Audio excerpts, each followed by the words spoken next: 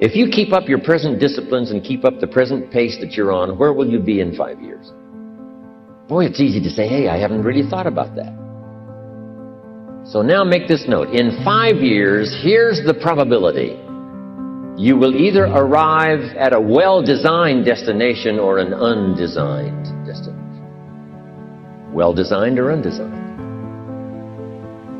And I promise you, 5 years from now, you really don't want to arrive at an undesigned destination. Because you may very well wind up wearing what you don't want to wear, driving what you don't want to drive, living where you don't want to live, maybe doing what you don't want to do. Simply because you didn't design a better destination. Neglect starts as an infection. And if you don't take care of it, it becomes a disease. And one neglect leads to another. And the worst of all, when neglect starts, it diminishes our self-worth, our self-confidence, our self-value. You say, well, how can I get back my self-respect? I'm telling you, you don't have to go to 29 classes. All you have to do is start the smallest discipline that now corresponds to your own philosophy, like I should, and I could, and I will. No longer will I let neglect stack up on me so that I will have the sorry scenario 6 years from now, giving some excuse instead of celebrating my progress. That's the key to discipline. Okay? Self-reliance is basically counting on yourself, taking responsibility for whatever happens to you, knowing that you have consciously made the decisions that are now affecting you, knowing that what is happening now, today, is the direct result of your activity, what you did yesterday. Now, being self-reliant doesn't mean you can't work with others or trust others. Self-reliance means counting on yourself, trusting yourself, being confident with yourself, being responsible to yourself, trusting your own instincts, trusting the conclusions that you have developed from your study of experiences and philosophies, taking the credit that is due you, learning from the mistakes that you have made, being self-reliant.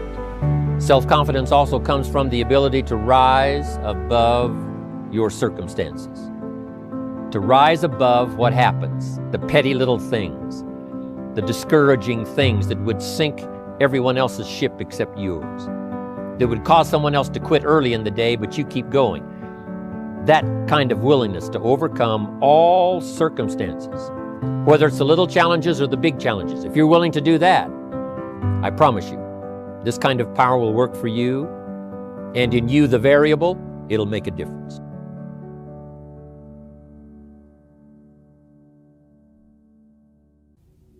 Notice how you feel. If you are hesitant, resistant, or just don't want to change, ask yourself why. What old belief are you holding on to? This is not a time to scold yourself. Just notice what is going on and what belief rises to the surface. That is the one that has been causing you a lot of trouble. Can you recognize where it came from? When we do our affirmations and they don't feel right or nothing seems to happen, it's so easy to say, oh, affirmations don't work. It's not that the affirmations don't work. It's that we need to do another step before we begin the affirmations. Repeated patterns show us our needs. For every habit we have, for every experience we go through over and over, for every pattern we repeat, there is a need within us for it. The need corresponds to some belief we have. If there were not a need, then we wouldn't have it, do it, or be it. There is something within us that needs the fat, the poor relationships, the failures, the cigarettes, the anger, the poverty, or abuse, or whatever it is that's a problem for us. How many times have we said, I won't ever do that again? And then before the day is up, we have the piece of cake.